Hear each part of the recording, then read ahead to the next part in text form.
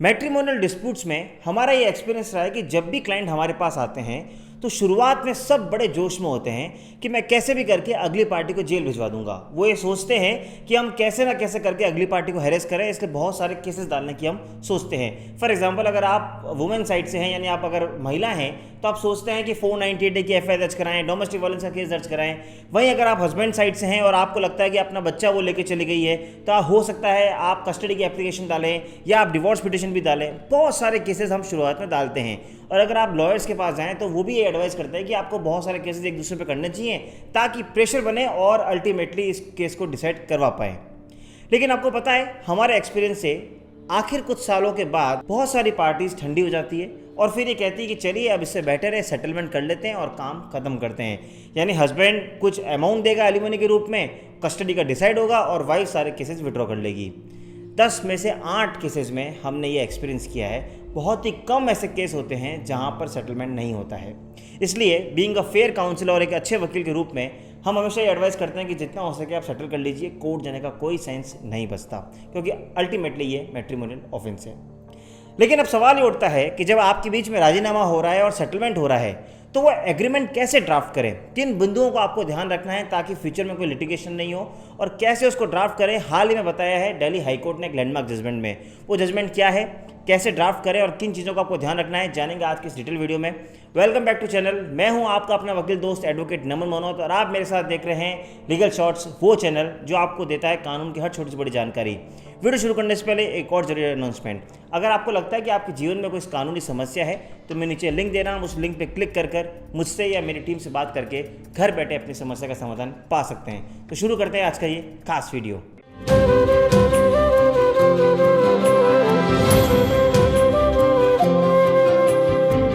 नमस्कार दोस्तों, Chhatarpal versus state of Delhi 2023 Delhi high court. इस जजमेंट की मैं नीचे लिंक दे रहा हूं। अगर आप इस पूरे जजमेंट को पढ़ना चाहें तो इस लिंक पर क्लिक करके खुद भी पढ़ सकते हैं।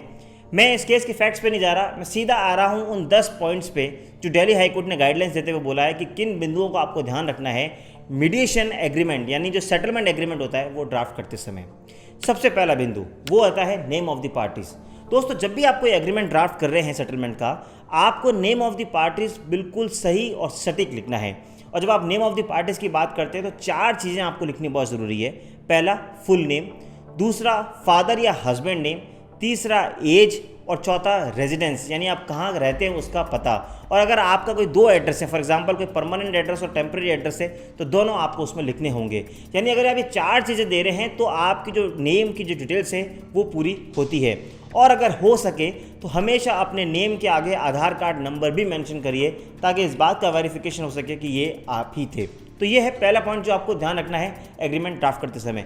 अब आते हैं दूसरे पॉइंट के लिए। दूसरा पॉइंट ये कहता है कि always avoid confusing words. Generally हम देखते हैं कि लॉयर्स हम जब ड्राफ्ट करते हैं तो लिखते हैं पिटिशनर, रिस्पोंडेंट, डिफेंडेंट, प्लेंटिफ। ये हमेशा कंफ्यूजिंग होता है। इसलिए दिल्ली हाई कोर्ट कहती है कि जब भी आप सेटलमेंट एग्रीमेंट ड्राफ्ट करें तो हमेशा इन वर्ड्स को अवॉइड करें। आप सीधा सीधा नाम लिखें कि किस किस में एग्रीमेंट हो रहा है, यानी एक्स, वाई, जेड जो भी उनके नाम है वो लिखिए रादर देन राइटिंग पिटिशनर या defendant. Third point, include all details.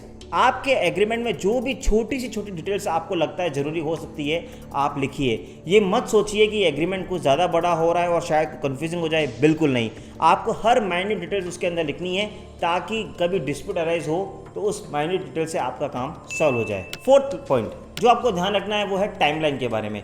आपको अपने एग्रीमेंट में टाइमलाइन भी लिखनी है कि जो हम जिस बात पर एग्री कर रहे हैं उसका टाइम पीरियड क्या रहना होगा। यानी अगर आप सपोज ये कहते हैं कि मैं एक्स अमाउंट दूंगा और ये मुझे कस्टडी मिलेगी या इस तरह से डिवोर्स होगा, तो वो आपको कंप्लेंट्स के लिए आपको फिक्स टाइमलाइन देनी होगी, ना कि टेंटेटिवली। कभी ऐसे वर्ड मत यूज़ करिए कि अगले 6 महीने में इफ़ पॉसिबल तो हम ये करेंगे। आप एक फिक्स डेट दीजिए ताकि कभी उस एग्रीमेंट का कोई दूसरा अर्थ नहीं निकले। 5वीं बात आपको जो ध्यान रखनी है वो है कि आपको अपने एग्रीमेंट में एक डिफ़ॉल्ट क्लॉज भी डालना है। डिफ़ॉल्ट क्लॉज क्या होता है? जब भी आप कोई एग्रीमेंट ड्राफ्ट करते हैं तो आप कुछ ना कुछ टर्म्स एंड कंडीशंस लिखते हैं और आप ये भी लिखते हैं कि अगर ये टर्म्स एंड कंडीशंस फॉलो नहीं हुए तो इसके क्या कॉन्सिक्वेंसेज होंगे।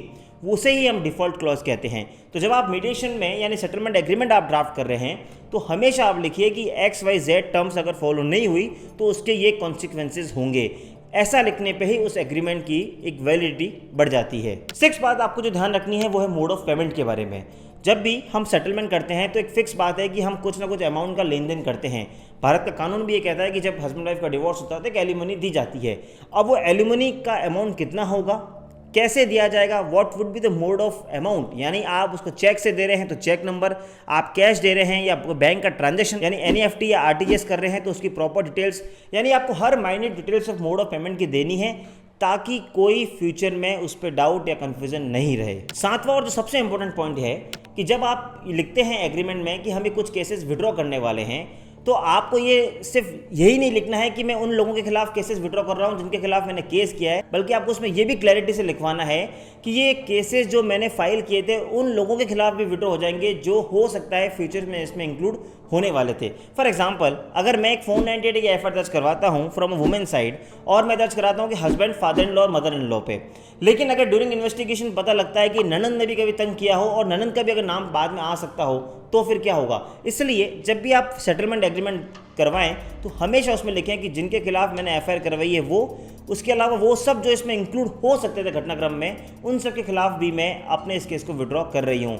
ये इंपॉर्टेंट पॉइंट है फ्रॉम हस्बैंड साइड कि आप ये मेक श्योर करें कि आपकी वाइफ ये पॉइंट जरूर लिखे, अदरवाइज हो सकता है फ्यूचर में उन लोगों के खिलाफ वापस एफआईआर हो सकती है जिनका नाम इस एग्रीमेंट में नहीं होगा। 8th बात जो आपको ध्यान रखनी है वो क्रॉस केसेस की। जैसा कि मैंने वीडियो के स्टार्टिंग में कहा कि हस्बैंड और वाइफ दोनों आपस में काफ़ी सारे केसेस कराते हैं और काफ़ी क्रॉस केसेस होते हैं। तो जो आप केसेस विड्रॉ कर रहे हैं, जो केस आप खत्म करना चाहते हैं, उसकी पूरी एक सारणी यानी एक टेबल बना के डालिए और लिखिए कि ये केस इस कोर्ट में पेंडिंग है और इसकी ये स्टेज है और हम इसको इस तरीके से खत्म करने वाले हैं। अगर आप प्रॉपर टेबलाइजेशन करके अगर उसको खत्म करेंगे तो शायद वो एग्रीमेंट का सबसे बेस्ट पार्ट बन जाएगा। 9th पॉइंट है रीड एंड अंडरस्टूड, यानी आपको ये क्लॉज दिलवाना होगा कि जो भी मैंने इस एग्रीमेंट में लिखा है उसको मैंने अच्छे तरीके से पढ़ लिया है और मैंने इसको समझ भी लिया है और फिर उसके बाद आप आगे जाके साइन करेंगे। यानी रीड एंड अंडरस्टूड ये क्लॉज इस बात को शो करता है कि आपने उस पूरे एग्रीमेंट को पढ़ के समझ लिया है, ताकि फ्यूचर में ऑपोजिट पार्टी कभी ये ग्राउंड ना ले कि मैंने एग्रीमेंट पर साइन तो किया था लेकिन मैं इसकी कॉम्प्लेक्सिटी को कभी समझ नहीं पाया, इसलिए ये क्लॉज जरूर दिलवाएं। 10th और सबसे इंपॉर्टेंट और सबसे लास्ट पॉइंट है वो होता है साइनिंग ऑफ द एग्रीमेंट। जब आप एग्रीमेंट साइन कर रहे हैं तो आपको सिर्फ और सिर्फ अपने आप को ही रिप्रेजेंट नहीं करना है, बल्कि ये लिखवाना है कि हम ये एग्रीमेंट साइन कर रहे हैं पूरी फैमिली के बिहाफ पर। फॉर एग्जांपल, अगर आप हस्बैंड हैं और एग्रीमेंट कर लेते हैं या राजीनामा कर लेते हैं, लेकिन अगर आप ये नहीं लिखते हैं कि मैं ऑन बिहाफ ऑफ मेरे ब्रदर सिस्टर सबके बिहाफ पे कर रहा हूँ, तो हो सकता है आपकी वाइफ फ्यूचर में जाके वापस एक केस डाल सके।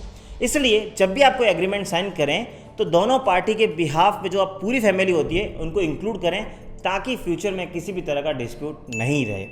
मुझे पूरी उम्मीद है कि ये 10 पॉइंट से आप अपना मीडिएशन यानी सेटलमेंट एग्रीमेंट सही से ड्राफ्ट कर पाएंगे। फिर भी अगर आपको लगता है कि आपको ड्राफ्ट करने में कहीं दिक्कत आ रही है तो आपको चिंता करने की बात नहीं, लीगल शॉर्ट्स की टीम आपके लिए ड्राफ्ट करेगी सेटलमेंट एग्रीमेंट। मैं नीचे लिंक दे रहा हूँ, उस लिंक पर आप क्लिक कर आप मुझ तक या मेरी टीम तक बात कर सकते हैं। इस तरह के वीडियोज़ अगर आपको पसंद आते हैं तो जल्दी से चैनल को सब्सक्राइब कर लीजिए, वीडियो को लाइक कर दीजिए। मिलेंगे अगली बार इसी तरह के वीडियो के साथ, तब तक के लिए जय हिंद, जय भारत।